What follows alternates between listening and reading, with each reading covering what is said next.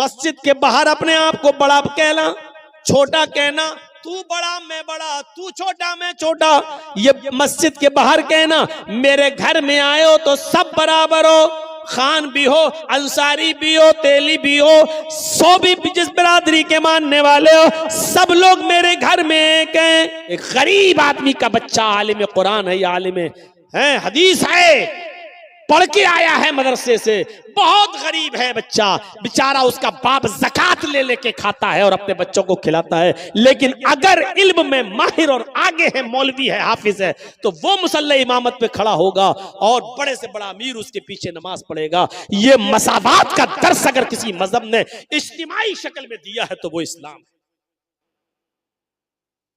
यही आजान की आवाज पार्लियामेंट में एमपी और एमएलए मुसलमानों के लिए भी है, और यही आजान की आवाज सड़कों पर भीख मांगने वाले भिखारियों के लिए भी है। दोनों एक ही वक्त में मस्जिद में आएंगे। अमीर के लिए कोई अलग वक्त और गरीब के लिए कोई अलग वक्त नहीं, अमीर के लिए कोई और मस्जिद नहीं और गरीब के लिए कोई और मस्जिद नहीं। मेरे घर में आए हो तो सब बराबर हो, सब फकीर हो, यहां मांगो मुझसे, अपने घर में दौलत दिखाना, मेरे घर में तुम सब फकीर हो। अंतुमुल फुकरा, आए मस्जिद में आने वालों तुम सब फकीर हो, तुम सब मेरे फकीर हो। वल्लाहु गनियुन हमीद, अल्लाह गनी है, वो बेनियाज है, वही काबिल तारीफ है। या अय्युहन्नास इन्ना खलकनाकुम मिन ज़करिन व उन्सा वजअलनाकुम शुऊबन व क़बाइला लिताअरफू इन्ना अक्रमकुम इंदल्लाहि अत्काकुम। आए संपूर्ण जगत की मानव जाति, आए सारी दुनिया के इंसानों, हमने तुम्हें एक ही मर्द और एक ही औरत से पैदा किया है। तुम्हारा बाप एक, तुम्हारी माँ एक, तुम सब आदम की औलाद हो, तुम सब हव्वा के बेटे हो, तुम सबका एक ही बाप है मनु आशु, और तुम सबकी एक ही माँ है शत्रुपा ह्युबती, तुम सब इसी माँ के और इसी बाप के बेटे हो। ये कुरान ने सबको भाई भाई कहा है, सबको कहा तुम सारी दुनिया के इंसानों, तुम्हारा बाप एक है, तुम्हारी माँ एक है। इन्ना खलकनाकुम मिन ज़करिन व उन्सा। और इस्लाम लाने के बाद सारे काले गोरे के फर्क को मिटा दिया जाता है। देख लीजिए, हय्या अलस सलाह की आज़ान की आवाज जब कानों में पड़ती है, अमीर गरीब सब अल्लाह के घर में जमा है, अंसारी भी है, खान भी है। मस्जिद के बाहर अपने आप को बड़ा कहना, छोटा कहना, तू बड़ा मैं बड़ा, तू छोटा मैं छोटा, ये मस्जिद के बाहर कहना। मेरे घर में आए हो तो सब बराबर हो, खान भी हो, अंसारी भी हो, तेली भी हो, सो भी जिस बिरादरी के मानने वाले हो, सब लोग मेरे घर में एक हैं। बड़े बड़े चौधरियों की और बड़े बड़े सरमायादारों की चौधराहट मस्जिद में आने के बाद सब फेल। क्यों? तुम सब फकीर मांगने ही तो आए हो। पूरी नमाज क्या दुआ ही तो है, पूरी नमाज क्या भीख ही तो है। आप अल्लाह से मांगी तो रहे हो, इहदिना सिरातल मुस्तकीम, अल्लाह हमको सीधा रास्ता दिखा। आप मांगी तो रहे हो, अल्लाहुम्मा ग़फ़िरली, अल्लाह मुझे बख्श दे, वरहमनी, मेरे ऊपर रहम फरमा, वहदनी, मुझे हिदायत दे, वआफ़िनी, मुझे आफियत दे, वरज़ुक़नी, और मुझे रिज़्क़ दे। अरे मांग ही तो रहे हो तुम अल्लाह से, पूरी नमाज तो भीख है। यानी आप अल्लाह से मांगने गए हैं। आप तो खुद साबित कर रहे हैं कि अल्लाह मालिक है और हम फकीर, और तुम किसी गरीब आदमी को भगाओगे। इसी मंजर को देखकर तो डॉक्टर अंबेडकर ने कहा था, ये देखिए अमीरी गरीबी के फर्क को मिटा दिया गया है, काले गोरे के फर्क को मिटा दिया गया है। यही तो इस्लाम है, यही तो दर्स दिया है मोहम्मद रसूलुल्लाह ने। इस्लाम यही दर्स। हजरत उमर फारूक पेशाब कर रहे हैं और उनका गुलाम कहता हुआ चीखता हुआ निकला, ये अमीरुल मोमिनीन, अमीरुल मोमिनीन, अमीरुल मोमिनीन। हजरत उमर फारूक को नहीं देख पाया वो, और अमीरुल मोमिनीन पेशाब कर रहे हैं, उनको गुस्सा आ रहा, कमीना अमीरुल मोमिनीन चिल्ला रहा, पता नहीं मैं पेशाब कर रहा हूं, ऐसे कैसे उठ जाऊंगा। जब इस्तंजा करके फारिग हुए तो उसको, ए जरा जी देख नहीं रहे हो कि मैं पेशाब कर रहा था? अमीरुल मोमिनीन, एक थप्पड़ दिया उसके गाल पर। हाँ बोलो क्या बात। उसने अपनी कुछ बात बताई और कहा ठीक है, अच्छा चलो हो जाएगा। उसके बाद जब जाने लगे, हजरत उमर फारूक इधर मुड़े, वो इधर मुड़ा, उनका गुलाम कहने लगा, अमीरुल मोमिनीन, आप मुझे जिस काम के लिए भेज रहे हैं मैं जा रहा हूं, लेकिन थोड़ी सी गुजारिश है। कहा जी बोलो। अभी अभी आपने मेरे गाल पर जो थप्पड़ मारा है, बस आपको मैं इतना कहना चाहता हूं कि थोड़ा सा अकेले में जाकर, अपने घर में तन्हाई में जाकर थोड़ी देर के लिए इतना सोच लेना कि ये थप्पड़ आपने जायज मारा है कि नाजायज मारा है। इतना एहसास कर लेना, कहीं आपने धोखे में और उजलत में, जल्दबाजी में तो मेरे गाल पे थप्पड़ नहीं मार दिया। मुझे तो अपनी कोई गलती नजर नहीं आ रही थी, हो सकता है कि आपको कोई गलती नजर आए। अगर कोई गलती नजर आ जाए तो मुझे भी बता देना। अमीरुल मोमिनीन ने कहा, साफ साफ गलती है। जब तुम देख रहे हो कि मैं पेशाब कर रहा हूं, बैठा हूं इस्तंजे के लिए, फिर तुम अमीरुल मोमिनीन चिल्ला रहे हो। कोई आदमी पेशाब छोड़कर कैसे आ जाएगा? उस आदमी ने जवाब दिया, गुलाम ने, अमीरुल मोमिनीन, अल्लाह की कसम खाकर कहता हूं, उसकी इज्जत और जलाल की कसम खाकर कहता हूं, मुझे नहीं मालूम था कि आप पेशाब कर रहे हैं बैठे हुए हैं। मेरी नजर तो आपके ऊपर पड़ी नहीं। मैं रोजाना आपके दरवाजे पर खड़े होकर अमीरुल मोमिनीन कहता था, आज भी मैंने कह दिया, ये सोच करके आप अंदर होंगे तो बाहर निकल आएंगे। मैंने घर के दरवाजे पर खड़े होकर अमीरुल मोमिनीन चिल्लाया, मैंने मुड़ के नहीं देखा कि आप इधर नाली के किनारे पर बैठकर पेशाब कर रहे हैं। मैंने मेरी नजर आपके ऊपर नहीं पड़ी, और इस बात को मैं अल्लाह की कसम खाकर बता सकता हूं, कह सकता हूं। हजरत उमर फारूक ने कहा, जब तूने अल्लाह की कसम खाकर इतनी बड़ी बात कह दी तो बात ही खत्म है। फिर मैंने तुझे जो थप्पड़ मारा है वो मेरी गलती है, वो मेरा कसूर है। आए मेरे खादिम, तुम भी, ये गाल हाजिर है, और तुम भी जोरदार थप्पड़, जितनी जोर से मैंने तुम्हें मारा है उतनी जोर से थप्पड़ तुम मेरे गाल पर मार लो। उसने कहा, अमीरुल मोमिनीन, मुझे मारना ही नहीं है, बस एहसास दिलाना है। अगर आपको अपनी गलती का एहसास हो गया तो मैंने आपको माफ कर दिया। फरमाया उसको पकड़कर कि तुम इसलिए माफ कर रहे हो क्योंकि मैं अमीरुल मोमिनीन हूं, तुम मेरे नीचे हो, खादिम हो। ऐसा ना हो कि कल कयामत के दिन तुम मेरा गरीबान पकड़ लो और कयामत के दिन तुम मेरा बदला ले लो। नहीं, तुम्हें आज बदला लेना होगा। उस खातिम ने, उस गुलाम ने कहा, अमीरुल मोमिनीन, मैं उसी अल्लाह की कसम खाकर कहता हूं कि मैंने दिल से आपको माफ कर दिया है। जब आपने अपनी गलती का एतराफ कर लिया है तो मैं दिल से माफ कर रहा हूं। मैं अल्लाह की इज्जत और जलाल की कसम खाकर कहता हूं, कयामत के दिन मैं आपसे बदला लेने का कोई हकदार नहीं हो सकता, इसलिए कि मैं आपको इसी दुनिया में अल्लाह के लिए माफ कर रहा हूं। जब हजरत उमर ने ये सुना तब उसको छोड़ा गया। जब तुमने अल्लाह की कसम खाकर मुझे माफ कर दिया तो अमीरुल मोमिनीन,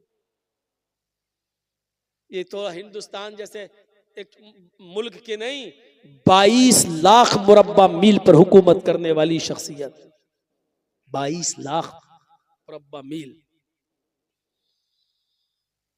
अरब भी, ईरान भी उसी में, मिस्र भी उसी में, आजरबाईजान भी उसी में, उर्दू भी उसी में, अलजायर भी उसी में, शाम भी उसी में।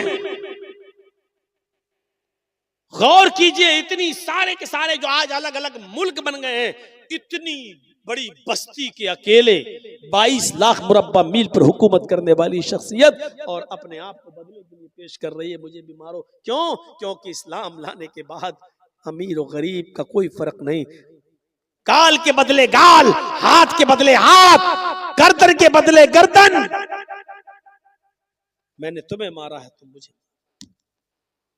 ये है मसावात। इस्लाम दीन तौहीद है, दीन रिसालत है, दीन मसावात है, दीन अदल है, दीन तकवा है।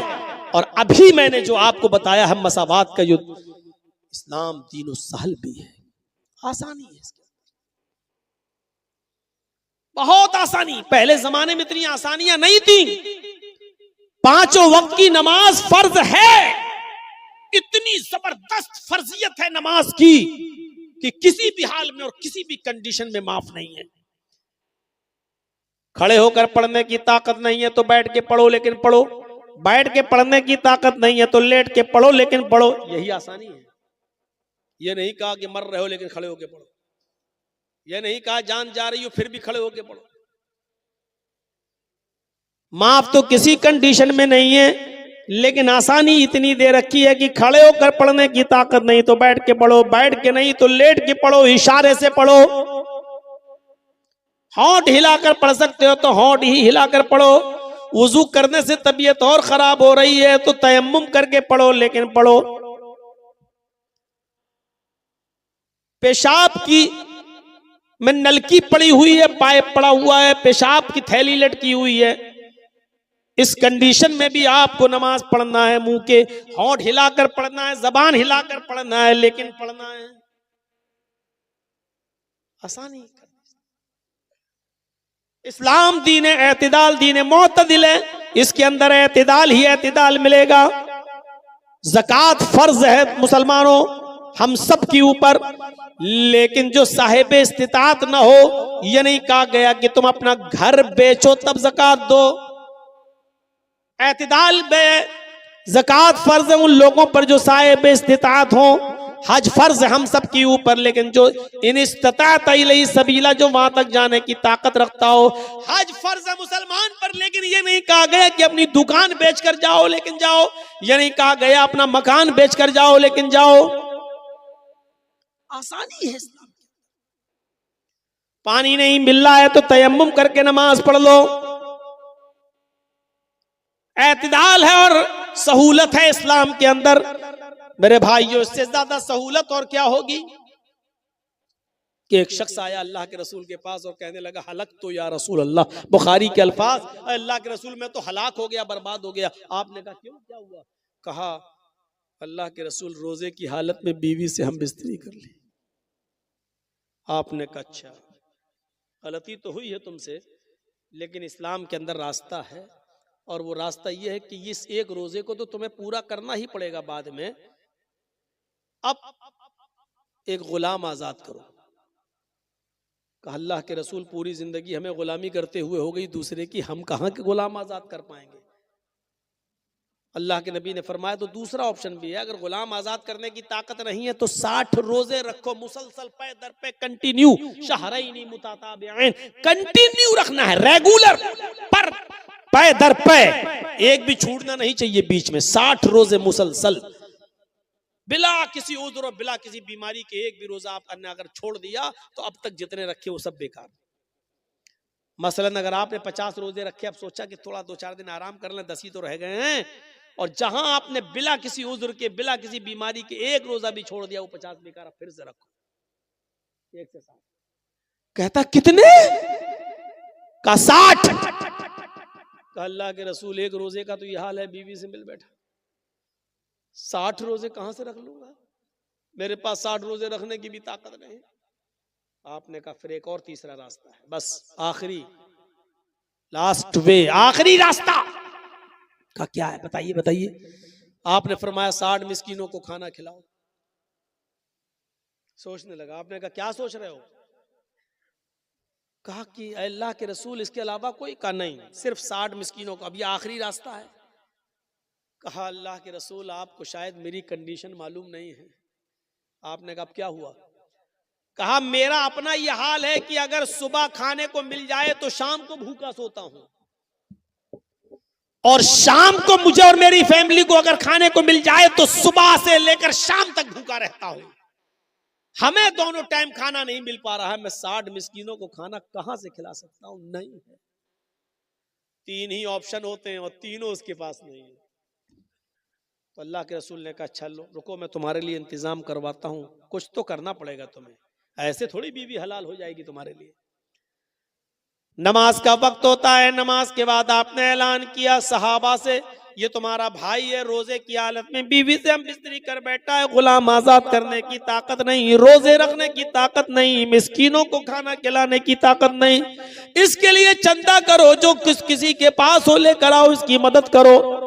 ये अपने इलाके के गरीबों मिस्किनों में तकसीम कर देगा, इसका कफारा अदा हो जाएगा, इसकी पेनाल्टी अदा हो जाएगी। अच्छा, अब लोग अपने घर से लाए, कोई 2 खजूर, कोई 5 खजूर, कोई 10 खजूर, कोई कुछ, एक टोकरा भर गया, इतनी बड़ी थैली। अल्लाह के रसूल ने अपने हाथ से उठाकर उसको दिया, लो ये तुम्हारे भाइयों ने तुम्हारे लिए चंदा किया है, पकड़ो इसको। कहा मैं क्या करूं इसका अल्लाह के रसूल? ताज्जुब देखिए। कहा अल्लाह के नबी ने, जाओ अपने कबीले में, अपने खानदान में जाओ और इसको अपने इलाके के गरीबों में, अपने कबीले के गरीबों में तकसीम कर दो, तुम्हारा कफारा अदा हो जाएगा और तुम्हारी बीवी हलाल हो जाएगी तुम्हारे लिए, जाओ। कहने लगा अल्लाह के नबी सल्लल्लाहु अलैहि वसल्लम, मैं अपने कबीले में किसको दूं? आपने कहा बताया तो, अपने इलाके के गरीबों में, मिस्कीनों में बांट दो। कहने लगा अल्लाह की कसम, पूरे गांव में, पूरे कबीले में, पूरे खानदान में मुझसे ज्यादा गरीब कोई है ही नहीं।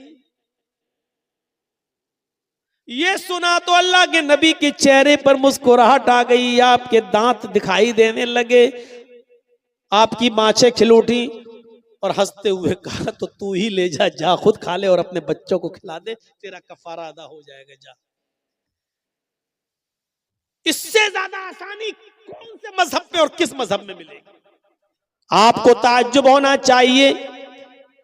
एक मौका तो ऐसा आया कि जब मक्के से मदीना की तरफ अल्लाह के नबी जनाब मोहम्मदुर रसूलुल्लाह तशरीफ ले जा रहे हैं और मदीने में जब एंट्री करते हैं तो मदीने की औरतें अपने छतों के ऊपर चढ़कर देख रही हैं कि देखें मोहम्मदुर रसूलुल्लाह सल्लल्लाहु अलैहि वसल्लम की सवारी किसके मकान पर रुकती है। वो मोहम्मदुर रसूलुल्लाह का दीदार करना चाहती थी। मदीने की औरतें मदीने की अपने घरों की छतों पे चढ़ गईं और मदीने की छोटी छोटी बच्चियां 6-6 साल की, 5-5 साल की अपने हाथों में ढोल लेकर दफ बजा रही हैं, दफ बजाती जा रही हैं। मदीने की छोटी छोटी बच्चियां और गीत गाती जा रही हैं। आज मदीने का हर एक शख्स खुश है कि आज मोहम्मदुर रसूलुल्लाह हमारे यहाँ तशरीफ ला रहे हैं। जब नबी अकरम की सवारी मदीने में एंट्री करती है, मदीने की औरतें छतों पे चढ़ के ये मंजर देख रही हैं कि देखें आज मोहम्मदुर रसूलुल्लाह की सवारी किसके यहाँ रुकेगी। और छोटी छोटी बच्चियां गीत गा रही हैं और उन गीत में अल्फाज उनके ये जबान से अदा हो रहे हैं, तलाल बदरु अलैना मिन सनय्यातिल वदाई, तलाल बदरु अलैना मिन सनय्यातिल वदाई, वजब शुक्र अलैना मा दआ लिल्लाहि दाई। ये अल्फाज उनकी जबानों से अदा हो रहे हैं, उनकी जबान से ये जुमले निकल रहे हैं, तलाल बदरु अलैना मिन सनय्यातिल वदाई। अल्लाह का शुक्र है आज 14वीं रात का चांद फारान की चोटियों से चमका है। आज मक्के से तुलू हुआ है और मदीने में तशरीफ लाया है। आज फारान की चोटियों से 14वीं रात का चांद चमका है, नमूदार हुआ है।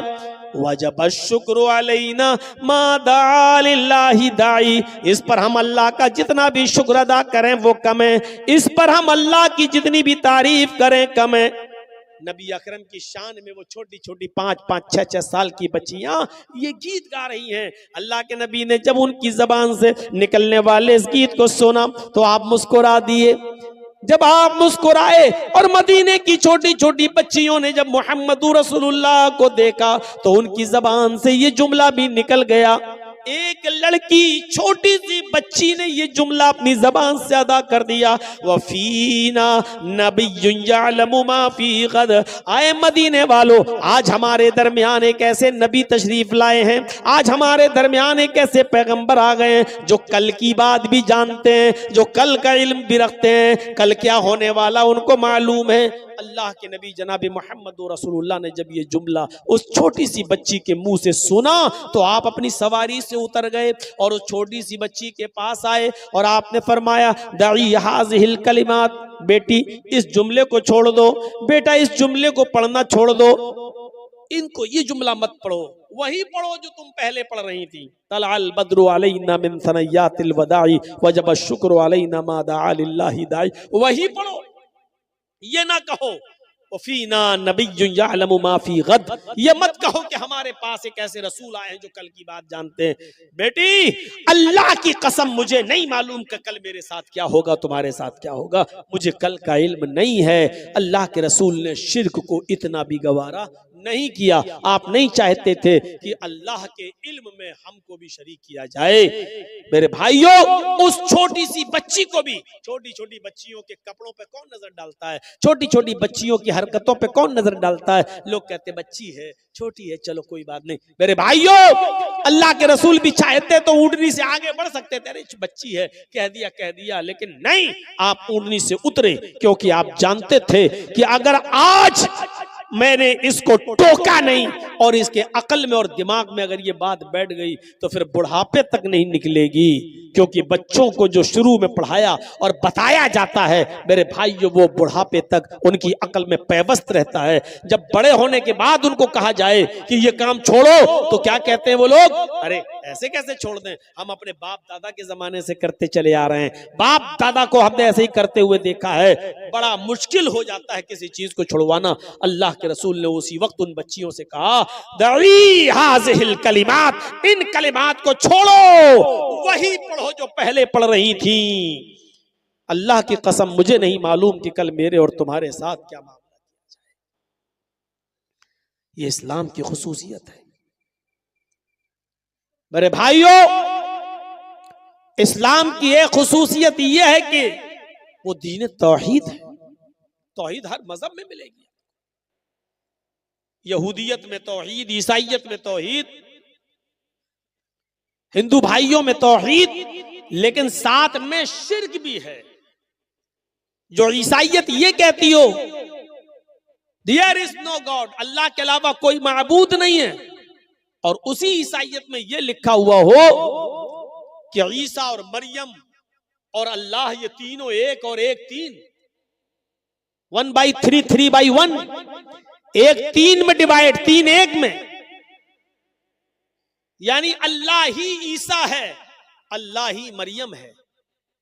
ईसा ही अल्लाह है, ईसा ही मरियम है, मरियम ही अल्लाह है, मरियम ही ईसा है। यह अकीदा हो जिसका,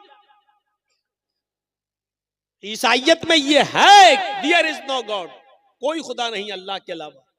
लेकिन उसी ईसाइयत में शिर्क भी है, और शिर्क क्या है? वो अल्लाह ही को ईसा और अल्लाह ही को मरियम भी मानते हैं। वो ईसा ही को अल्लाह और ईसा ही को मरियम मानते हैं, वो मरियम ही को अल्लाह और मरियम ही को ईसा भी मानते हैं। एक को 3 और 3 को 1, ईसाइयों का एक बहुत बड़ा तबका इस अकीदे का हामिल है। यहूदियों में चले जाओ तो उज़ैर अलैहिस्सलाम को अल्लाह का बेटा मानते हैं। ईसाइयों का एक दूसरा तबका ईसा को अल्लाह का बेटा कहता, सन ऑफ गॉड, और बाकायदा बाइबल में लिखा है I will pray the father, मैं अपने बाप से ये दुआ करूंगा। ईसा अलैहिस्सलाम ये कह रहे हैं कि मैं अपने पिता से, अपने बाप से ये दुआ करूंगा, यानी अल्लाह से। ईसा अलैहिस्सलाम अल्लाह को अपना बाप मान रहे हैं। ईसाइयों का एक बहुत बड़ा गिरोह ईसा को सन ऑफ गॉड कहता, अल्लाह का बेटा कहता है। हमारे हिंदू भाइयों में भी 33 करोड़ देवी देवता हैं। जहां ये लिखा हो एकम ब्रह्मा द्वितीय नास्ते, एक ही ब्रह्मा है दूसरा नहीं, एक ही ब्रह्मांड का रचयिता और रचनाकार, मास्टर ऑफ वर्ल्ड, एक क्रिएटर ऑफ यूनिवर्स एक ही है दूसरा नहीं। जहां इतनी बड़ी तौहीद हो वहां ये भी लिखा है कि 33 करोड़ देवी देवता हैं तुम्हारे। यचित्तियो यो पिम्मिम्बा नस्तस्मा देवी शोरीरिशा, यजुर्वेद के इस मंत्र को देखिए, जहां ये लिखा हो उसी से मांगो वही सब कुछ देने वाला है। यचित्तियो यो पिम्मिम्बा, उसी से मांगो वही सब कुछ देने वाला है। नस्तस्मा देवी शोरीरिशा, उसके अलावा कोई भी देवी देवता तुम्हें कुछ नहीं दे सकता। जहां इतनी बड़ी तौहीद हो वेदों के अंदर, वहां यह भी हो कि तुम्हारे 33 करोड़ देवी देवता हैं। रोजाना एक देवी को या एक देवता को आप खुश कर सकते हो, और 33 करोड़ को करना जरूरी है। सबको खुश करो, और यह भी कहा एक दिन में एक ही होगा, 2 नहीं हो सकते। और एक भी अगर ना खुश रहा, अप्रसन्न रहा, तो जिंदगी भर की तपस्या भंग, जिंदगी भर की इबादत बेकार। अब आप बताइए 33 करोड़ देवी देवताओं को खुश करने के लिए कितना समय चाहिए, कितने दिन चाहिए? 33 करोड़। एक दिन में एक खुश होगा, एक दिन में दो नहीं हो सकते, तो 33 करोड़ दिन चाहिए 33 करोड़ देवी देवताओं को खुश करने के लिए। इंसान के पास इतना समय कहां है कि वो 33 करोड़ दिन तक जिंदा रह सके और 33 करोड़ देवी देवताओं को खुश कर सके। कुरान करीम तौहीद से भरा हुआ, तौहीद की दावत देते हुए कहता कुल हुवल्लाहु अहद, आए नबी कह दो कि अल्लाह एक है, अल्लाहुस समद वो बेनियाज है, लम यलिद वलम यूलद, इसी पर पूरी तौहीद टिकी हुई है। लम यलिद वलम यूलद, उसने किसी को नहीं जना और न वो जना गया है, यानी उसको भी किसी ने नहीं जना, न उसने किसी को पैदा किया, न उसको किसी ने पैदा किया। लम यलिद वलम यूलद, न वो किसी का बेटा है न उसका कोई बेटा है। लम यलिद, न उसने किसी को जना, यानी न वो किसी का बाप है। वलम यूलद, न वो जना गया, यानी न वो किसी का बेटा है, न उसका बाप है, न उसका बेटा है, न उसकी बीवी है। ये तौहीद है खालिस। ये है उदऊनी अस्तजिब लकुम, मुझसे मांगो मैं तुम्हें दूंगा। ला तदऊ मिन दूनिल्लाहि मा ला यनफउका वला यजुर्रुक फ़इन फ़अल्त फ़इन्नका इज़म मिनज़ ज़ालिमीन। अल्लाह को छोड़कर तुम किसी ऐसी हस्ती को मत पुकारो, अल्लाह को छोड़कर तुम किसी ऐसी हस्ती की इबादत न करो, किसी को अपनी हाजत रवाई और मुश्किल कुशाई के लिए मत पुकारो। मा ला यनफउका वला यजुर्रुक, जो तुम्हें न नफा पहुंचा सकती है न नुकसान पहुंचा सकती है।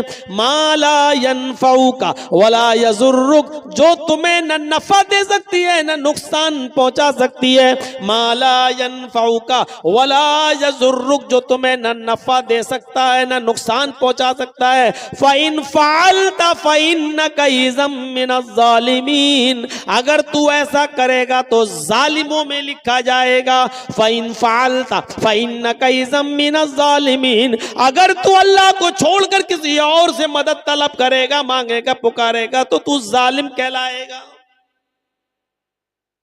यही तौहीद है।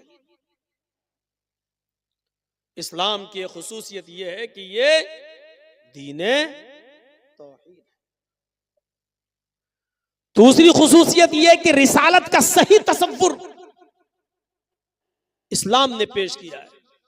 दुनिया में जितने भी मज़ाहिब हैं, किसी भी मजहब के मजहबी इंसान मजहब को उठाकर देख लो, वो किसको मानते? जिसको भी मानते हैं उन्होंने उसको इंसान ही नहीं रहने दिया। कोई एक मजहब उठा दो, कोई एक धर्म, गौतम बुद्ध के मानने वालों ने, आप चले जाइए नेपाल लुम्बिनी में, मैं गया हूं गौतम बुद्ध का मंदिर, मुझे जब मेरा प्रोग्राम था लोग मुझे घुमाने के लिए ले गए, मुझे दिखाया गौतम बुद्ध में के मूर्ति के नीचे लिखा हुआ है बुद्ध भगवान। वो गौतम जो अपने सच्चाई की तलाश में निकले, अपनी बीवी को छोड़ा, अपने बेटे राहुल को छोड़ा और सच्चाई की तलाश में जंगलों में निकल गए, लकड़ियां चबा चबा कर जंगल में घूमते रहे और अपनी परवरिश करते रहे और सच्चाई की तलाश में रहे। जो एक इंसान थे, लेकिन उनके मानने वालों ने इंसानियत के दर्जे से उनको निकाल कर भगवान का दर्जा दे दिया। और आज गौतम बुद्ध के मंदिर पर आप देखेंगे लिखा होगा बुद्ध भगवान। बहुत दूर मत जाइए, दिल्ली चले जाइए, सिखों के गुरुद्वारे में चले जाइए,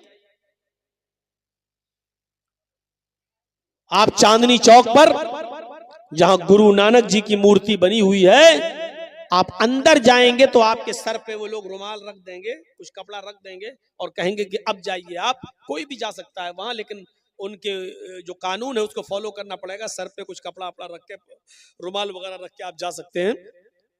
मैंने देखा है मेरे भाइयों, आज भी गुरु नानक की मूर्ति पर लिखा है नानक भगवान।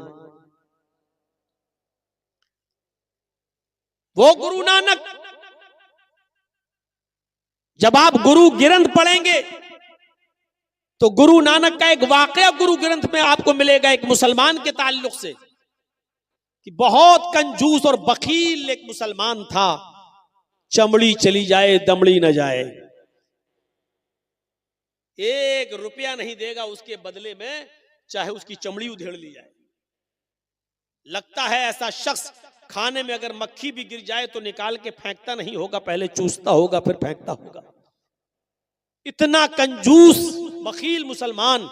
जब नानक जी को पता चला, ये गुरु ग्रंथ में लिखा है उनकी किताब में, जब उनको पता चला है तो गुरु नानक उसके पास एक सुई लेकर गए। वो सुई जो कपड़ा सिलते हैं जिससे हम लोग, एक छोटी सी सुई उसके पास लेकर गए और गुरु नानक ने उस मुसलमान आदमी से कहा कि मेरे भाई, मैं ये छोटी सी सुई लेकर आया हूं। उसने बड़ी इज्जत की उस गुरु नानक की और कहा ये बैठिए। उसने नाश्ता पानी चाय जो भी उस दौर में चलता था उसने खिलाया पिलाया, और इस गुरु नानक ने चलते वक्त उस मुसलमान को सुई दी और सुई देकर कहा ये आज रख लीजिए, मैं आपके पास अमानत के तौर पे रख रहा हूं, ये सुई आज रख लेना अपने पास संभाल कर, और मैं जा रहा हूं।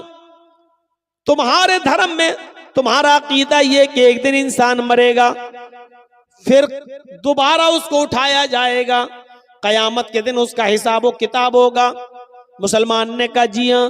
फरमाया बस इस सुई को तुम अभी रख लो, अपने बेटों को भी नसीहत कर दो कि जब तुम मरो तो ये सुई भी तुम्हारे साथ तुम्हारी कब्र तक पहुंचा दें। कल कयामत के दिन जब उठो और जब अल्लाह तुम्हारा हिसाब व किताब ले तो ये सुई मुझे कल कयामत के दिन दे देना। वो मुसलमान कहने लगा आपका दिमाग तो नहीं खराब है, भला ये सुई लेकर कोई ऊपर जाएगा है? तो गुरु नानक ने यही बात उसकी पकड़ ली। गुरु ग्रंथ में लिखा है कि गुरु नानक ने उस मुसलमान से कहा कि जब एक छोटी सी और मामूली सी सुई तुम ऊपर नहीं ले जा सकते तो इतनी बड़ी दौलत, इतना बड़ा कारोबार, इतनी बड़ी फैक्ट्री, इतने बड़े मकानात और जमीन और जायदाद के तुम मालिक हो, फिर भी तुम्हारे दरवाजे के पास मोहताज और फकीर मायूस होकर मजबूर होकर लौट जाता है, तुम उसको एक दिरहम नहीं, एक दीनार नहीं, 1 रुपया तक नहीं देते हो, तुम एक फूटी कौड़ी नहीं देते हो, उसको भगा देते हो, तो क्या ये सारी की सारी चीजें अपनी छाती पर रख कर ले जाओगे? उस मुसलमान पर बड़े बड़े मुल्ला मौलवियों का असर न पड़ा, लेकिन गुरु नानक की इस बात का इतना असर पड़ा कि गुरु नानक लिखते, गुरु ग्रंथ में लिखा है कि उस मुसलमान ने गुरु नानक की बात मानकर अपनी जमीनों जायदाद सदका और खैरात कर दी, अपना मालो दौलत तकसीम कर दिया, सब गरीबों और मिस्कीनों में लुटा दिया। गुरु नानक ये मिसाल मुसलमान की देकर अपने सिख भाइयों को बताना चाहते थे कि देखो एक मुसलमान हमारी बात इतनी मानता है, तुम सिख बिरादरी के होकर हमारी बात नहीं मानते हो। मैं बताना ये चाहता हूं कि सिखों ने भी उस महान पुरुष को, उस गुरु नानक को भगवान का दर्जा दे दिया, इंसान नहीं रहने दिया। गौतम बुद्ध को बुद्ध भगवान, गुरु नानक को नानक भगवान। जैनियों में चले जाओ तो उन्होंने महावीर जी को भी महावीर भगवान का दर्जा दे दिया। हिंदू भाइयों में आ जाओ, कृष्ण जी और रामचंद्र जी को भी भगवान का दर्जा दे दिया गया। ईसाइयों में चले जाओ, ईसा अलैहिस्सलाम को सन ऑफ गॉड, अल्लाह का बेटा कह दिया गया। मुझे बताओ दुनिया में ऐसा कौन सा मजहब बाकी है जहां उन्होंने अपने यहां आने वाले महान पुरुष को पुरुष और इंसान ही रहने दिया हो, सिवाय इस्लाम के। इस्लाम वो मजहब है जो अपने दरमियान आए हुए पैगंबर जनाबे मोहम्मद रसूलुल्लाह को इंसान मानता है, भगवान खुदा का दर्जा नहीं देता है। बल्कि अल्लाह ताला अपने नबी की जबान से ऐलान भी करवा रहा है कि आए नबी कह दो कहीं ऐसा न हो कि आपके इंतकाल के बाद दुनिया वाले आपको भी पूजने लगे, आपकी भी इबादत करने लगे, आपको भी भगवान का या खुदा का दर्जा दे दें। इसलिए अपनी जबान से कह दो। अल्लाह के नबी ने इस दुनिया में अपनी जबान से ऐलान किया, कुल इन्नमा अना बशरुम मिस्लुकुम, कुल इन्नमा अना बशरुम मिस्लुकुम, आए नबी कह दो कि मैं तुम्हारी तरह का एक बशर हूँ। आए नबी कह दो कि मैं तुम्हारी तरह का एक इंसान हूँ। आए नबी कह दो कि मैं तुम्हारी तरह एक बशर हूँ, तुम्हारी तरह मिस्लुकुम। उठने में, बैठने में, लेटने में, सोने में, जागने में, खाने में, पीने में, चलने में, फिरने में, शादी ब्याह में, बीमारी में, सेहत में, मैं तुम्हारी तरह का एक इंसान हूं। तुम्हारे दो हाथ मेरे भी दो हाथ, तुम्हारे दो पैर मेरे भी दो पैर, तुम्हारा एक सर मेरा भी एक सर। तुम्हें बीमारी होती है मैं भी बीमार होता हूं, तुम्हारे बीवी बच्चे हैं मेरे भी बीवी बच्चे हैं, तुम खाते हो पीते हो मैं भी खाता हूं और पीता हूं। अरे यही तो वजह थी कि अरब के लोग मोहम्मदुर रसूलुल्लाह को रसूल नहीं मानते थे। वो कहते थे ये कैसा आदमी है, अपने आप को रसूल कह रहा है।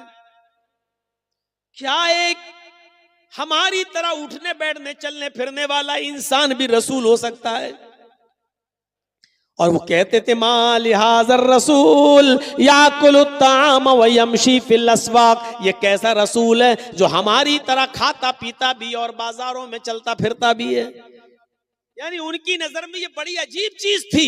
वो कहते थे कि कोई इंसान भी रसूल हो सकता है, चलने फिरने वाला भी। अरब के लोग इंसान मानते थे लेकिन रसूल नहीं। हमारे यहाँ पर एक मुसलमानों का बहुत बड़ा तबका मोहम्मद रसूलुल्लाह को रसूल मानता है लेकिन इंसान नहीं। गौर कीजिए, वो रसूल नहीं मानते थे लेकिन इंसान मानते थे। कहते थे माले हाजर रसूल याकुलु ताम व यमशी फिल अस्वाक, ऐसा इंसान भी रसूल हो सकता है जो खाता पीता हो और चलता फिरता हो बाजारों में। हमारी तरह खाता पीता है, हमारी तरह बाजारों में चलता घूमता है और कह रहा रसूल है। कैसे हम मान लें? और हम रसूल मानते हैं और कहते हैं कि वाह साहब हम जैसे नहीं। इसमें कोई शक नहीं कि अल्लाह के नबी उठने में, बैठने में, लेटने में, सोने में, जागने में, खाने में, पीने में हमारी तरह के एक इंसान थे। और ऐसे इंसान थे कि अल्लाह के नबी सल्लल्लाहु अलैहि वसल्लम के पास एक शख्स आता है, एक सहाबी बदवी अराबी देहाती आता है और आने के बाद कुछ बात कहना चाहता अपने इलाके की। अल्लाह के नबी सल्लल्लाहु अलैहि वसल्लम ने कहा हाँ बोलो क्या बात। वो आया और कुछ कहना चाह रहा है, अल्लाह के रसूल, और कांपने लगा, थर्राने लगा। अल्लाह के नबी ने कहा बोलो क्या बात है, क्यों डर रहे हो, बोलो। कहा कि वो मैं अपने इलाके के लिए, फिर कांपने लगा। अल्लाह के रसूल अपनी जगह से उठे और उस देहाती के पास, उस अराबी के पास गए और जाने के बाद उसके दोनों कांधों को पकड़ा, ऐसे दोनों कांधों को पकड़ा और कहा ला तखफ, डरो नहीं, क्यों डर रहे हो। और आगे जो जुमले कहे वो देखिए, इन्नी लस्तु बी मलिक, मैं बादशाह नहीं हूं। क्यों डर रहे हो, मैं बादशाह नहीं हूं। मेरे सामने तुम कुछ बात कहना चाहते हो कहो। इन्नी लस्तु बी मलिक, मैं बादशाह नहीं हूं। अब उसने सोचा हाँ ये तो सही कह रहे हैं, मैं बादशाह नहीं हूं। और उसका डर उसके दिल से निकालने के लिए आपने कहा अनबनु इमरातिन ताकुलुल कदीद, बोलो जो बोलना हो, मैं बादशाह नहीं हूं, डरो मत। मैं भी एक ऐसी औरत का बेटा हूं, मुझे भी ऐसी माँ ने पैदा किया है। मैं भी एक ऐसी औरत के पेट से बाहर आया हूं जो गोश्त के सूखे टुकड़े खाती थी। अनबनु इमरातिन ताकुलुल कदीद, मैं भी ऐसी माँ का बेटा हूं जो गोश्त के सूखे टुकड़े खाती थी।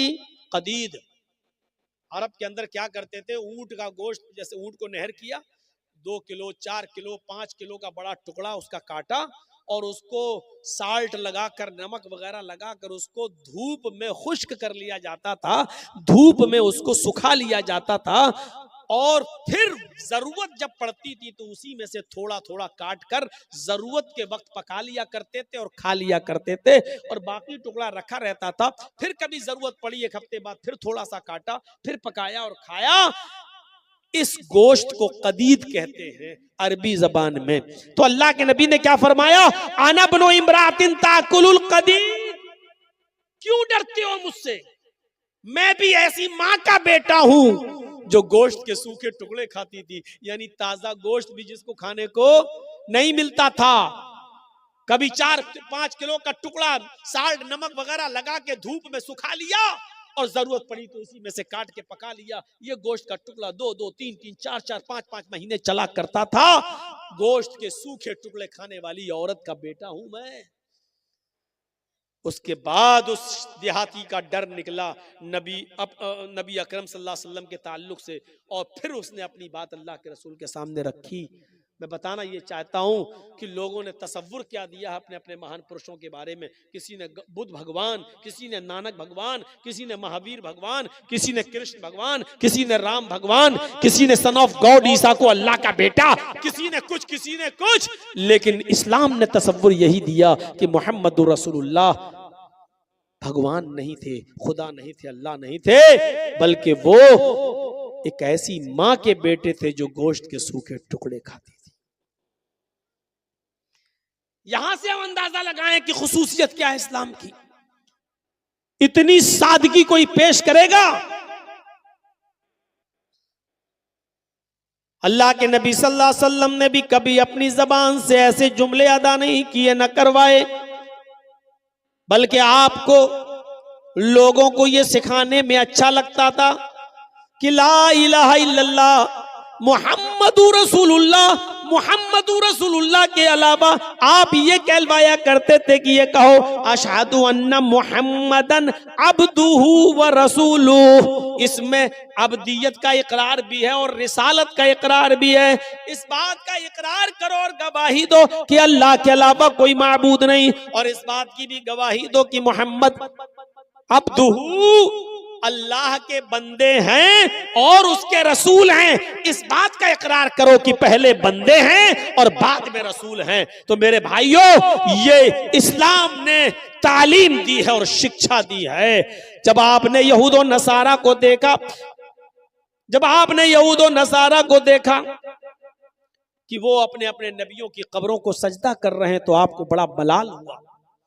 कुछ लोग हियरा बस्ती है एक मुल्क शाम के अंदर, कुछ लोग हियरा बस्ती से आए मुसलमान, वहां उन्होंने उस बस्ती के अंदर शाम में देखा कि वहां के यहूदी और ईसाई अपने आलिमों को और अपने अपने बुजुर्गों को सजदा कर रहे हैं। तो ये लोग अल्लाह के नबी के पास जब मदीने आए तो अल्लाह के रसूल से कहने लगे, आए अल्लाह के नबी सल्लल्लाहु अलैहि वसल्लम, मैंने हीरा बस्ती के अंदर शाम के इलाके में यहूदी और ईसाइयों को देखा है कि वो अपने अपने नबियों को और अपने अपने बुजुर्गों को सजदा कर रहे हैं, तो क्या मैं आपको सजदा ना करूं? फिर उन्होंने एक और सवाल कर दिया, अय अल्लाह के नबी, जब आप इंतकाल फरमा जाएं, जब आप इस दुनिया से रुखसत हो जाएं और आपको कब्र में दफन कर दिया जाए, अल्फाज देखिए हदीस के, फरमाया अल्लाह के नबी सल्लल्लाहु अलैहि वसल्लम ने, क्या उन लोगों ने पूछा क्या मैं आपको सजदा ना करूं? जब यहूद और नसारा अपने अपने बुजुर्गों को, उलमा को सजदा कर रहे हैं तो आप तो ज्यादा हकदार हैं, मैं आपको सजदा ना करूं? तो अल्लाह के नबी ने क्या कहा उनसे, लौ मररता बिकबरी अन अतसजुदु लहू, लौ मररता बिकबरी अतसजुदु लहू, क्या कल मेरे इंतकाल के बाद तुम मेरी कब्र के पास से गुजरोगे तो क्या तुम उसको सजदा करोगे? वो क्या कह रहे हैं, अय अल्लाह के रसूल, मैंने देखा है कि लोग अपने अपने उलमा को सजदा कर रहे हैं, यहूद और नसारा अपने अपने बुजुर्गों को सजदा कर रहे हैं, तो क्या मैं आपको सजदा ना करूं? वो जिंदगी में इजाजत मांग रहे हैं साहबा, क्या मैं आपको सजदा ना करूं? और आप जिंदगी में तो छोड़ो, आप उनसे सवाल कर रहे हैं, लौ मररता बिकबरी तसजुदु लहू, क्या तुम मेरी कब्र के पास से गुजरोगे तो सजदा करोगे? कोई मुआफिकत देख रहे हैं सवाल और जवाब में?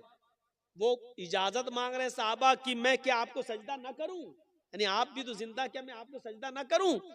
तो अल्लाह के रसूल सल्लल्लाहु अलैहि वसल्लम कह रहे हैं, क्या तुम मेरी कब्र के पास से गुजरोगे तो सजदा करोगे? यानी आपको फिक्र अपनी जिंदगी की नहीं है, आपको फिक्र है अपने इंतकाल के बाद कहीं ये लोग मेरी कब्र को सजदा ना करने लगे। जिंदगी में तो मैं इनको रोक लूंगा, अभी मैं बाहयात हूं, मैं इनको मना कर दूंगा, मैं इनको रोक लूंगा, अभी तो मेरे पास ताकत है रोकने की, अभी मैं मना कर दूंगा, नहीं मुझे सजदा बिल्कुल मत करो। तो जिंदगी में तो मैं रोकने की ताकत रखता हूं, तो आपको फिक्र हुई कहीं मेरे इंतकाल के बाद ये सजदा ना करने लगे मेरी कब्र पर। तो आपने क्या कहा, लहू मररता बिक़ब्री अतस्जुदु लहू, कल तुम मेरी कब्र के पास से गुजरोगे तो सजदा करोगे? उन्होंने कहा ला, नहीं अल्लाह के रसूल, नहीं, कब्र के पास से गुजरूंगा तो सजदा नहीं करूंगा। आपने कहा फला तफअलू, ऐसा करना भी नहीं। उन्होंने कहा मैं नहीं करूंगा, आपने कहा ऐसा करना भी नहीं। उसके बाद अल्लाह के नबी ने फरमाया लानतुल्लाहि अलल यहूदी वन नसारा इत्तखज़ू कुबूर अंबियाइहिम मसाजिद, अल्लाह की लानत हो यहूदियों पर और नसरानियों पर जिन्होंने अपने अपने अंबिया की, अपने अपने पैगंबरों की कब्रों को सजदागाह बना लिया, जिन्होंने अपने अपने रसूलों की और अपने अपने नबियों की कब्रों पर सजदा करने की जगह बना लिया। साहिब अर्रहीक़ुल मख्तूम मौलाना सफ़ीउर रहमान साहब मुबारकपुरी रहमतुल्लाह अलैह की किताब पढ़िए, माया नाज तसनीफ़ अर्रहीक़ुल मख्तूम। और आखिरी वक्त के नबी के हालात, तो नबी अकरम ने इंतकाल से 2 दिन पहले ये दुआ भी मांगी थी अल्लाह तबारक व तआला से, अल्लाहुम्मा ला तजअल कब्री वस्नन युअबद, अल्लाहुम्मा ला तजअल कब्री वस्नन युअबद, आय अल्लाह मेरे इंतकाल के बाद मेरी कब्र को बुत खाना ना बना देना, अल्लाह मेरी कब्र को मेरे इंतकाल के बाद ऐसी जगह ना बना देना जहां लोग इबादत करने लगे, मेले ठेले लगने लगे, जियारतें होने लगे, चिराग जलने लगे, ये सब होने लगे। आपने मना किया और आपने फरमाया, दुआ भी की अल्लाह, पहले तो ये कहा अल्लाह की लानत हो यहूद और नसारा पर जिन्होंने अपने अपने नबियों की कब्रों को सजदागाह बना लिया, और बाद में ये दुआ भी कर ली कि अल्लाह मेरी कब्र को सजदागाह मत बना देना, मेरी कब्र को चूमने चाटने की जगह ना बना देना। मेरे भाइयों, यहां से आप सीखिए कि आपने अपने बारे में क्या कहा, ये सिर्फ इस्लाम की खुसूसियत है, सिर्फ इस्लाम की, वरना हिंदू धर्म, हिंदू भाइयों में देवी देवता नहीं। एक बेटा अपने शराबी और जुआरी बाप के भी पैर छूता है और उसको भी रुकू करता और सजदा करता है। एक पत्नी अपने जुआरी और कबाबी पति के भी पैर छूती है। इस्लाम के तसव्वुर को समझने की कोशिश करो तो इस्लाम तौहीद, दीन तौहीद भी है, दीन रिसालत भी है, रिसालत का सही तसव्वुर पेश करता है।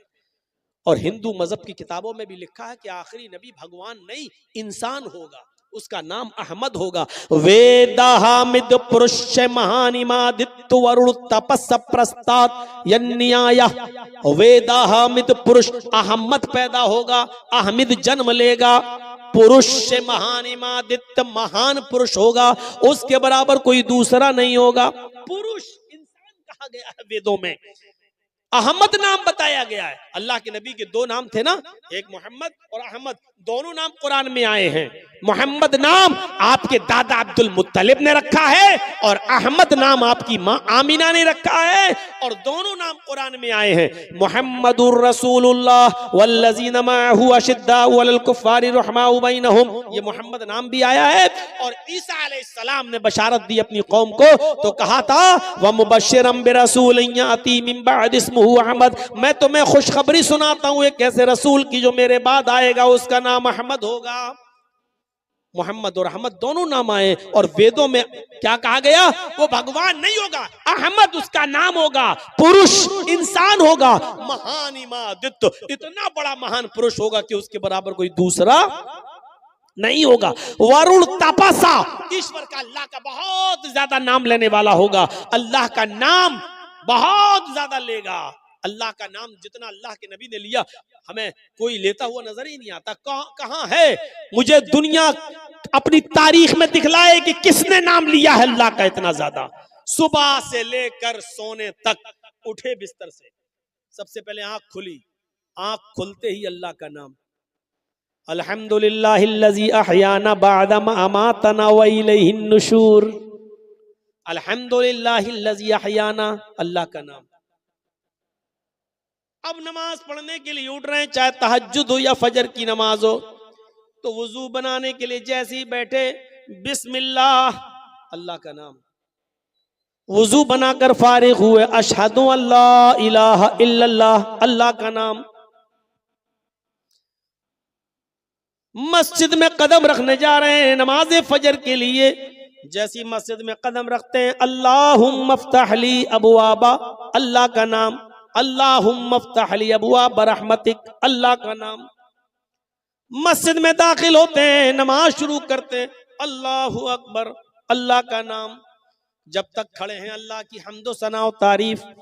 अल्लाहुम्मा बाइद बैनी व बैना खताया या सुब्हानक अल्लाहुम्मा व बिहम्दिका व तबारक अस्मुका, अल्हम्दुलिल्लाहि रब्बिल आलमीन अर्रहमानिर रहीम मालिक यौमिद्दीन, अल्लाह की हम्दो सना। अब रुकू में जा रहे हैं तो अल्लाहु अकबर, अल्लाह का नाम। जब तक रुकू में अल्लाह का नाम, सुब्हानक अल्लाहुम्मा रब्बना व बिहम्दिका अल्लाहुम्मा इग़फिरली, अल्लाह का नाम। या सुब्बुहुन कुद्दूसुन रब्बुल मलाइकति वर्रूह, अल्लाह का नाम। या सुब्हान रब्बियल अज़ीम, रब का नाम। रुकू से उठ रहे हैं तो समी अल्लाहु लिमन हमिदा, अल्लाह का नाम। सजदे में जा रहे हैं तो अल्लाहु अकबर, अल्लाह का नाम। जब तक सजदे में हैं अल्लाह का नाम। दोनों सजदों के बीच में बैठे हुए हैं तो रब्बिग़फिरली, रब्बिग़फिरली, अल्लाह का नाम, रब का नाम। या अल्लाहुम्मा ग़फिरली वरहमनी वहदनी वआफ़िनी वरज़ुक़नी, अल्लाह का नाम। आखिरी रकात में बैठे हैं तो अत्तहियात में बैठे हैं तो अल्लाह का नाम। अत्तहियातु लिल्लाहि वस्सलावातु वत्तय्यबात, अल्लाहुम्मा सल्लि अला मुहम्मद, अल्लाहुम्मा बारिक अला मुहम्मद, अल्लाहुम्मा इन्नी अऊज़ु बिका मिन अज़ाबिल क़ब्र व अऊज़ु बिका मिन फितनतिल मसीहिद दज्जाल, या अल्लाहुम्मा इन्नी ज़लमतु नफ़्सी ज़ुल्मन कसीरन व ला यग़फ़िरुज़ ज़ुनूबा इल्ला अंत। अल्लाह के नबी ये दुआ पढ़ा करते थे, अल्लाहुम्मा इन्नी अऊज़ु बिका मिन अज़ाबिल क़ब्र। और अबू बकर सिद्दीक ये दुआ पढ़ा करते थे, अल्लाहुम्मा इन्नी ज़लमतु नफ़्सी ज़ुल्मन कसीरा। दोनों बुखारी के अंदर आई हैं। अल्लाह के नबी सल्लल्लाहु अलैहि वसल्लम से जब अबू बकर सिद्दीक ने पूछा और कहा कि अल्लाह के नबी मुझे कोई ऐसी दुआ बताइए जिस दुआ को पढ़कर मैं अपने गुनाहों की माफ़ी अल्लाह ताला से मांगता रहूं, तो अल्लाह के नबी ने उनको ये दुआ सिखलाई। आए अबू बकर, तुम ये दुआ पढ़ते रहा करो, अल्लाहुम्मा इन्नी ज़लमतु नफ़्सी ज़ुल्मन कसीरा वला यग़फ़िरुज़ ज़ुनूबा इल्ला अंत फ़ग़फ़िरली मग़फ़िरतम मिन इंदिका वरहमनी इन्नका अंतल गफ़ूरुर रहीम। ये दुआ सिखलाई थी अल्लाह के नबी सल्लल्लाहु अलैहि वसल्लम ने। और खुद अल्लाह के नबी का मामूल ये था कि आप ये दुआ पढ़ा करते थे, अल्लाहुम्मा इन्नी अऊज़ु बिका मिन अज़ाबिल क़ब्र व अऊज़ु बिका मिन फितनतिल मसीहिद दज्जाल। मेरे भाइयों, अल्लाह का नाम यहाँ पर भी ले रहे हैं। नमाज शुरू की थी तो अल्लाह के नाम के साथ, अल्लाहु अकबर। अब जब नमाज कंप्लीट करके खत्म करने का वक्त आया तो अल्लाह ही के नाम पर खत्म कर रहे हैं, अस्सलामु अलैकुम व रहमतुल्लाह, अल्लाह का नाम। नमाज से फारिग, अब जब तक मस्जिद में बैठे अल्लाह का नाम, अल्लाहु अकबर, अस्तगफिरुल्लाह, अस्तगफिरुल्लाह, अस्तगफिरुल्लाह, अल्लाहुम्मा अंतस्सलाम व मिनकस्सलाम, अल्लाहु ला इलाहा इल्ला अंता सुब्हानका इन्नी कुन्तु मिनज़ ज़ालिमीन, या ला इलाहा इल्लल्लाह वहदहु ला शरीका लहु लहुल मुल्कु व लहुल हम्द व हुवा अला कुल्लि शैइन क़दीर, अल्लाहु ला इलाहा इल्ला हुवल हय्युल क़य्यूम ला तख़ुज़ुहु सिनतुन व ला नौम, क़ुल अऊज़ु बिरब्बिल फ़लक़, क़ुल अऊज़ु बिरब्बिन नास, क़ुल हुवल्लाहु अहद, सुब्हानल्लाह, अल्हम्दुलिल्लाह, अल्लाहु अकबर।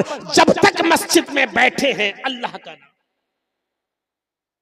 अब मस्जिद से निकल रहे हैं तब भी अल्लाह का नाम, अल्लाहुम्मा इन्नी अस्अलुका मिन फ़ज़लिक। घर में दाखिल हो रहे हैं तो अस्सलामु अलैकुम व रहमतुल्लाह। घर से बाहर निकल रहे हैं, बिस्मिल्लाहि तवक्कलतु अलल्लाह रब्बी व रब्बुकल्लाह। किसी आदमी से मुलाकात हो गई, अस्सलामु अलैकुम व रहमतुल्लाह। मुसाफा कर रहे हैं तो यग़फ़िरुल्लाहु लना व लकुम। छींक आई तो अल्हम्दुलिल्लाह, सामने वाला छींक दिया और उसकी मुंह से निकल गया अल्हम्दुलिल्लाह, तो उसको जवाब दे रहे हैं यरहमुकल्लाह। कपड़ा पहन रहे हैं तो अल्लाह का नाम, कपड़ा उतार रहे हैं तो अल्लाह का नाम, घर में दाखिल हो रहे हैं तो अल्लाह का नाम, घर से निकल रहे हैं तो अल्लाह का नाम, किसी ऊंची जगह पर चढ़ रहे हैं तो अल्लाहु अकबर, किसी ऊंचाई से नीचे, पहाड़ी से नीचे उतर रहे हैं तो सुभान अल्लाह। एक मिनट ऐसा बता दो कि जिस मिनट में मोहम्मद रसूलुल्लाह की जबान अल्लाह का नाम न ले रही हो। खाना खा रहे हैं तो बिस्मिल्लाह, खाना खा के फारिग हुए तो अल्हम्दुलिल्लाह।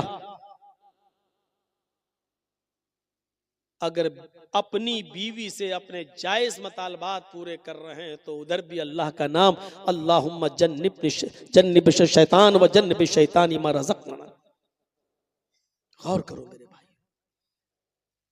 यहां तक कि लेटरीन और पेशाब और पायखाने में जा रहे हैं तो उधर भी अल्लाहुम्मा इन्नी अऊज़ु बिका मिनल खुब्सी वल खबाइस।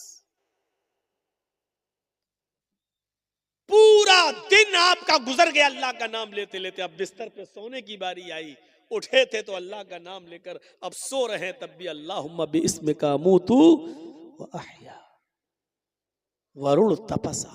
अल्लाह का बहुत नाम लेगा।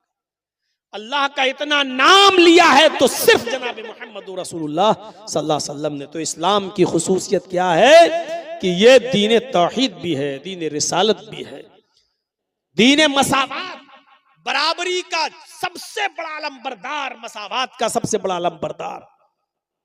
आज भी सेकुलर की बातें होती हैं, लेकिन आज भी किसी मंदिर के अंदर किसी हरिजन की एंट्री आज भी नहीं होती। आज भी कोई ऊंची कौम का आदमी किसी नीची कौम जात की बरादरी के आदमी के साथ एक थाली में नहीं खा सकता है। आज भी ब्राह्मण और हरिजन दोनों एक साथ मिलकर किसी मंदिर में पूजा नहीं कर सकते हैं। डॉक्टर अंबेडकर ने यही सब चीजें तो देखी थी, तो उन्होंने छोड़ दिया था हिंदू धर्म और कहा था कि मैं इस्लाम कबूल कर रहा हूं।